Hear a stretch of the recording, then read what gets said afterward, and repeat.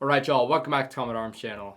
Okay, so as the title says, I'm going over my first aid kit. So I'm going to be saying ifak. If you guys don't know the term ifak, it means individual first aid kits. So that's what the video is going to be about. It's going to be about my ifak that I actually wear on my kit. I'm not going to be talking about it's like a whole medical bag because that requires a little bit more equipment, and you can usually, that's really preference thing. I do have one. I could do a video about that. However, I'm not a medic, so, again, you can see I kind of just use a backpack. It's not the best thing. So I have used a bunch of different ifaks. This is probably my favorite so far. There's a bunch out there as far as, different kind of manufacturers. This one is from Blue Force Gear. This is like the trauma kit now. I think it might be like the mini version. There's also a bigger version if you want to have a little bit more stuff. But I think I was able to fit just enough stuff into this one. So there's a bunch of different manufacturers out there. The Marine Corps has a different ifak than the Army. The Army has I think a slightly better one than the Marine Corps, at least when I was in. Aside from that, there's a bunch of other commercial companies that do stuff too. Like TRX Arms looks pretty good. I think Direct Action Gear might do one, but it's pretty easy to find one. I'll talk about why I like this one, and you can sort of shop around. But some will come sort of like pre-made, like they'll actually come with the contents. And that's cool if you're not too familiar with what you want or what you think you might need to use. But for me, I kind of know what I prefer to have around, and I was able to fit it into this one. So it kind of worked out. I just bought the pouch, I bought the contents, and then I put it in here. So you can see I have it on my belt set up. I just find it a little bit more convenient because if I have a bunch of stuff on my plate carrier, it gets really wide, so I can't even put my arms down. Or if I'm trying to go prone, I'm sort of teetering back and forth because I'm resting on all these pouches. It's pretty annoying, so I find this is a good place to put it. Again, the belt is nice because it's not stuff that you need immediately, but stuff that you can reach. And again, for me, I have long arms, so I can reach this fairly easily. So we'll sort of go into the contents real quick. So you can see here, it's got some tabs that come off to the side right here, and that's basically so you can pull it from either side, which is kind of nice. So if you do need to get it, all you need to do is pull it out. So you can see that's pretty much it right there, and then you have the sleeve, and this is kind of nice because if you want to throw something in here, so I think this is a little IR patch, so if someone's trying to find this under night vision, they can find it pretty easily. But if you're not really trying to have a whole bunch of IR stuff, then you might want to cover that up. It has a little insert so you can take it out if you really want to, so that's kind of nice. But Blue Force Gear makes some pretty good stuff. This is the little insert here. So they have these little beads or something on the ends, which I kind of like because whether I'm wearing gloves or if my hands are just messed up or if my senses are just tuned into something else, I don't want to be feeling for small little tabs. So this is a pretty solid purchase as far as being able to find these when it's behind me. And then you can see here it's just got the Velcro, so you pull it out and it basically unfolds like this. So it seems like there's really not a whole lot of room to put stuff, but honestly you can put a pretty decent amount of things in here. So first we have some gloves. These are always nice. If you have the time to throw these on, it's definitely recommended so you're not risking infection or just getting anything like your own blood or dirt into someone else's wound. So those are just nice to have. They're pretty lightweight, pretty easy to pack. And then I have some eye shields. These are just a couple of plastic ones. You can get metal ones as well, but these are nice to have. Of course, if you sustain an injury to the eye, you don't want anything getting in the eye or getting in that cavity because it can get pretty jacked up, pretty gross. And again, you can just throw this on, wrap a bandage around. Generally, I've seen people do one eye, but generally both eyes, because if you sustain an injury to the eye, if I get an injury to my right eye and I can see with my left eye and I'm trying to look around with my left eye, your right eye is probably going to do that as well, and you don't want to be moving your eyes too much, especially if you have some potential shrapnel in there. That's what I've been taught. Of course, I'm not a medic, so you guys might have your own interpretations, but eye shields are always nice. Again, kind of a niche thing, but for shrapnel, even just dust in the eye, it's kind of nice to be able to throw one of these on. And I just have two because they're pretty easy to fit in there. Next, we have our needle decompression kit, or we call it the needle D. So if you have a tension pneumothorax, if you have a collapsed lung, basically this is used so you can uncollapse it. It's not going to work that well. From what I've seen, it doesn't work that well, but it will definitely relieve the pressure on the lung, especially if you get it in the right spot. So I think it's the third or fourth intercostal space. Basically, if you go to the nipple line and trace it down to the side of the body, that's generally where you'll see these going in. So these are nice. If you get a collapsed lung, whether it be like a sucking chest wound, if you take a shot to your chest, or if you get like a piece of shrapnel go through your chest, then these are kind of nice just to relieve that pressure of that collapsed lung. So again, this is a little bit bigger and a little bit sort of harder to fit in a kit like this because it's pretty small, but it has like pretty much its own little loop for it. So I mean, it's kind of perfect. And again, sucking chest wound is gonna suck a lot if you can't use that needle decompression. All right, next is, I mean, you pretty much have to have this stuff. So this is just some combat gauze. Basically, it's just gauze with something called quick clot on it.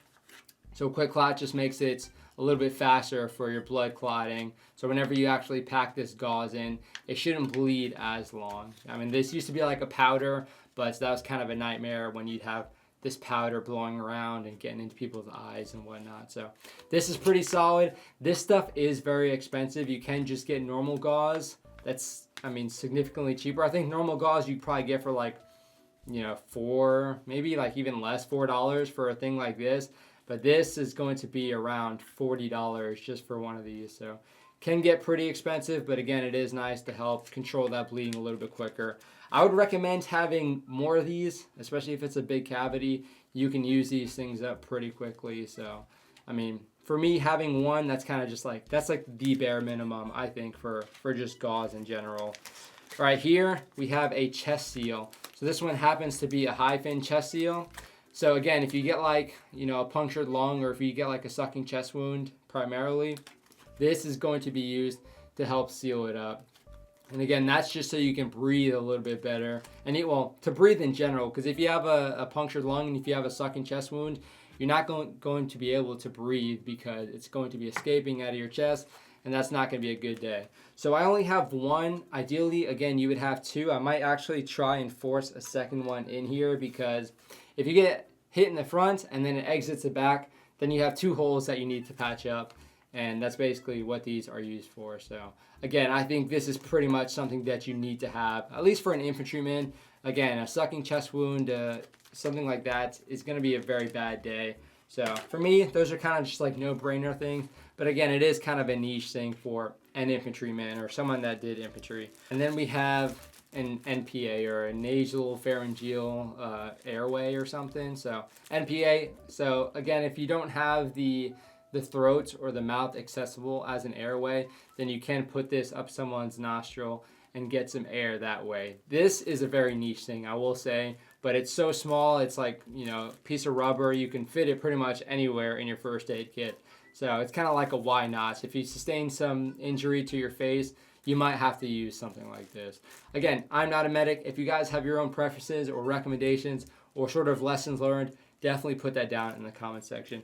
But that's it. That's pretty much it for my contents there. So you can see that's pretty much the shell right there. All right, so as far as other stuff that you can put in your ifak, so I'm actually going to put another chest seal in there. So I'll put that out right now. So here I have a burn dressing. So it's a little bit big. You can see I could probably manage it if I had a first aid kit that was a little bit bigger. Burn dressing is definitely a nice thing, but this is certainly a little bit more niche. A burn dressing is nice, but as far as like life-saving stuff, burn dressing isn't necessarily going to be doing stuff like that. Now, I do have some more gauze. This is just S-rolled gauze from North American Rescue, which does some fantastic stuff. So I'm pretty sure most of this stuff is from North American Rescue. They do, I mean, I'm pretty sure all the medical stuff that I've seen in the military is, I mean, 95% of it is North American Rescue. And they just make some really great stuff. So this is just some gauze. You could have this in as well. So I might actually try and fit that in there as well, but I guess we'll have to see. But yeah, I have some more quick clots. I have some, you know, ace wrap is something that you can put in there if you have the room. Any other sort of wrap, or even duct tape. Duct tape is a nice thing to have if you want to do like, I mean, it's pretty versatile. We all know how versatile duct tape is.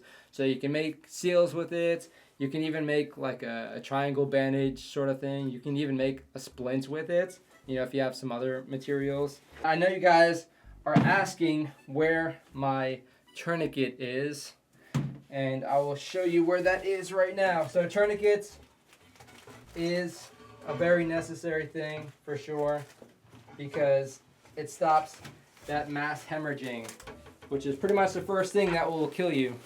So you want to make sure that you control that. So I have a tourniquet here. I also have another tourniquet on the inside. This one's just a little bit more accessible. And then I have another one on the inside. And then I also have some trauma shears and some extra combat gauze right there. So these are really nice. Again, it kind of just gives me extra space, and I don't really feel this whenever I'm like wearing my kit. So trauma shears are also really nice. If you have a knife, you can do that as well. Or if you have a multi-tool, you can do that. But trauma shears are really quick and really, really sharp. I'll say that much. So that's kind of where I put my tourniquets. I use a Gen 7 cat tourniquet. I mean, there's a bunch of tourniquets out there. There's like the rats, the soft T, some gimmicky stuff out there, so definitely be careful. But yeah, this is what I use, just a North American Rescue Cat Gen 7. So there's a bunch that look like this. There's probably a lot of clones. You guys saw I did a video a while back where I was comparing this one with a clone, and it might look pretty convincing, but I definitely go with the real stuff. Now, the older generations will work pretty well. I mean, that's what I use for the majority of my military career so far. But these Gen 7s are a lot nicer because the windlass is a lot thicker, so it's less likely to break. It's a little bit easier to grab onto, especially if you have like blood on your hands or something. It's a lot easier to grab onto. And at the same time, with the clip itself, whenever you're actually wrapping it through, you just need to put it through one time, as opposed to the old tourniquets where you are recommended to loop it through twice, and that takes a lot longer. And if you're trying to apply it to yourself, that also takes a little bit longer. So this is my recommendation. That's just from being in the U.S. military. Pretty much the majority of people in the U.S. military will use the cat tourniquet because it's very proven. And I mean, yeah, they're solid. So that is pretty much it for my little ifak video. Again, I'm not a medic. I will keep saying that because there's so many different nuances. I'm an infantryman. I was an infantryman twice. So I was an infantryman, and this is kind of like my setup, my preferred stuff, my bare minimum. So if you guys have anything to recommend, please put it down below, especially those lessons learned, people who have went out there and use this sort of equipment on people, or use first aid kit on people, whether it be military or outside of the military. I'd love to hear your feedback, because again, there's a lot of professionals out there. I'm a professional in one sense, but not necessarily a complete professional when it comes to medical stuff. I'm a combat lifesaver, and that's pretty much it. So that's kind of where my focus is. If you guys have anything to put down in the comment section, any sort of inputs, please put it down below. We would love to hear it. I'm not going to get my feelings hurt if you tell me I'm an idiot for putting one thing or, neglecting to put something else. So definitely do it down below. If you guys have any other questions or any other video recommendations, maybe like for my full go bag or what have you, I can try to do a video about that. But I think this is a pretty nice little short video I could do for y'all, because a lot of y'all were asking. But hopefully you guys enjoyed this video. That is it for this one. I will see y'all in the next one.